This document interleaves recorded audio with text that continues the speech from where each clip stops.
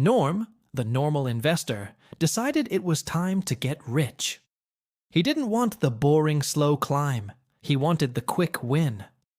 His world was the stock market, an abstract landscape of glowing screens and jagged lines.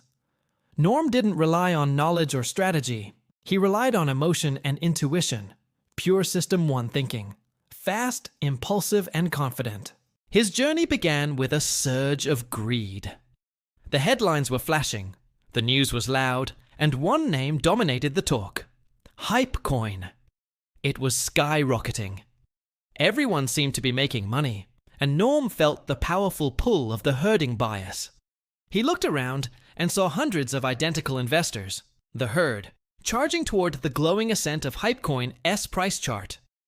Terrified of missing out, Norm jumped in, investing all his savings right at the peak.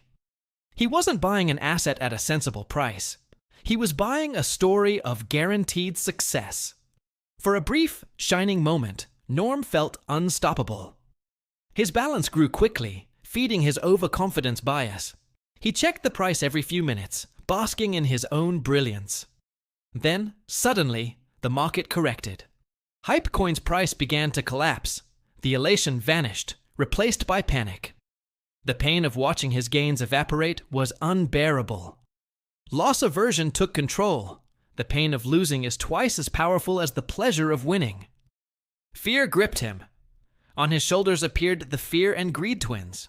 The red greedy one fell silent, while the trembling blue one screamed, "Sell, sell now, or you'll lose everything." Norm obeyed. He wasn't making a rational decision. He was reacting emotionally, trapped by the framing effect, seeing the situation only as a loss, not as a new opportunity. Meanwhile, the strong hand, the professional trader, watched from a calm, dark corner. They weren't moved by headlines or emotion. Their world was one of logic and patience.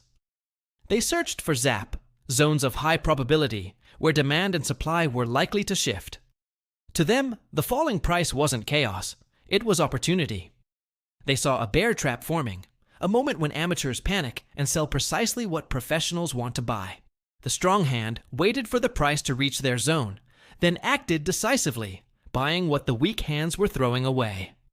Norm, caught in full panic mode, fell victim to bounded rationality, the inability to process all information under stress. His mind narrowed to one thought: stop the pain now. His chest tightened, breath quickened, as the screen bled red. He pressed the sell button, liquidating everything at the bottom.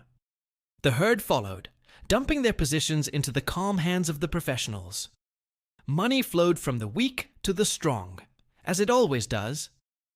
The strong hand smiled, collecting the discounted assets with cold precision. Days later, the market recovered, exactly as the strong hand had anticipated. Hypecoin climbed again. Norm watched in disbelief as the price returned to where he had sold. The regret was unbearable. The pain of missing out felt even worse than the loss itself. He told himself he had learned. But as the price continued to rise, the greed twin returned, whispering urgently, "Buy now, before you miss it again." Norm gave in. He bought back in, this time at a much higher price. Once again, he was chasing the market, buying high and selling low, the precise inverse of success. Norm's downfall wasn't bad luck or lack of opportunity. It was a lack of emotional intelligence and discipline. Trading is not about guessing the future. It's about managing risk, emotion, and probability. If Norm had followed basic principles, risking only 1 to 3% per trade, using a stop loss, and maintaining a risk-to-reward ratio of at least 1 to 2, he could have survived. But he didn't. He let emotions drive every decision, ignoring the single variable that most determines failure in markets: emotional control. The strong hand, on the other hand, wasn't predicting. They were reacting with patience and system.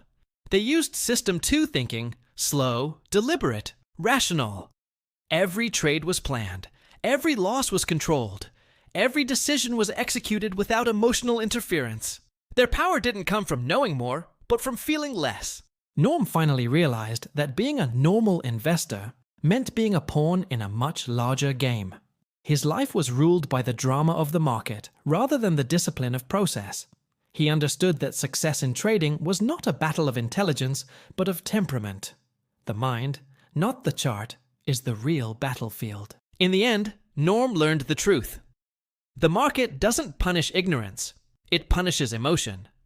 The strong hand's greatest weapon was not prediction, but patience. Norm didn't need to be the smartest analyst, he needed to be the most disciplined human. To escape the trap of the normal investor, he would have to silence the fear and greed twins, act with consistency, and trust the process. Because in the markets, the strongest hand is the one that stays calm when everyone else loses theirs.